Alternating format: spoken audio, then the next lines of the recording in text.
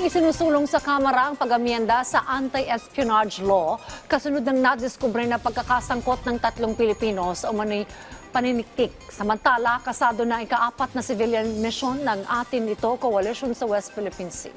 May detalye si Patrick de Jesus.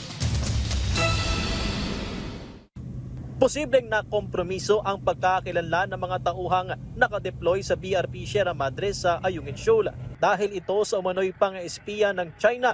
Sangkot ang 3 Pilipino kung saan kabilang sa mga impormasyong tinarget ng mga dayuhang handler ay mga operasyong may kaugnayan sa West Philippine Sea. Una nang kinumpirma ng Armed Forces of the Philippines na hawak na nila ang mga Pinoy na sangkot.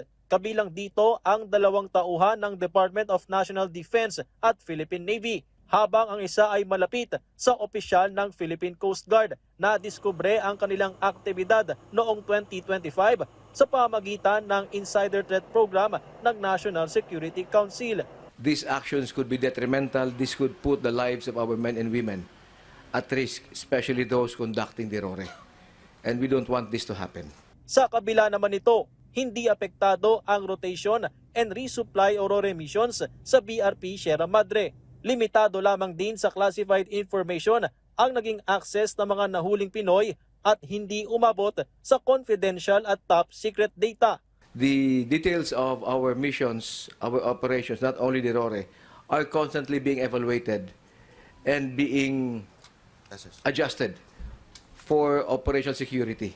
Dati nang itinanggi ng Chinese Embassy ang mga akusasyon ng pang-espiya laban sa China. Pero sabi ng AFP, hindi lamang sa Pilipinas nangyayari ang mga ginagawang paniniktik. What we have uncovered is not only isolated to the Philippines. It follows a global trend of information collection activities by PRC-sponsored intelligence agencies, not only in the Philippines, not only in the US, in North America, in Europe, in Australia. Kaugnay nito, muling itinutulak sa Kamara na amyendahan ang kasalukuyang anti-espionage law. Layon ng mga bagong probisyon na mapigilan ang makabagong banta sa seguridad. Itong mga espionage laws ay currently nasa Committee on Revision of Laws at pinupush po namin ito na ito'y mapasa agad-agad. Kailangan din natin maisabatas ang isang foreign interference law. Dahil sa ngayon wala pa tayong ganun at marami naman modelong magagamit para maisabatas na ito agad. West Philippine Sea! Atin ito! West Philippine Sea! Atin ito! Samantala, muling ikinasa ng Atin Ito Coalition ang panibagong civilian mission sa West Philippine Sea. Ito na ang ika-4 na misyon ng grupo na may temang Balik Pag-asa at gagawin sa susunod na buwan.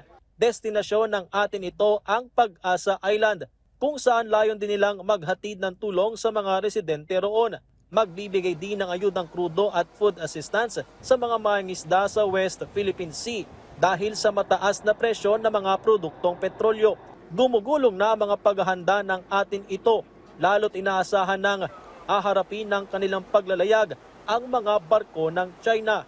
Basta ang klaro sa atin, sa dulo, dapat mission success tayo. Ano man ang gawin ng China, we will react and prepare proactively so that we make sure that the supplies needed by the fisherfolk and communities of Pag-asa ay makarating sa Patrick de Jesus para sa Pambansang TV sa Bagong Pilipinas.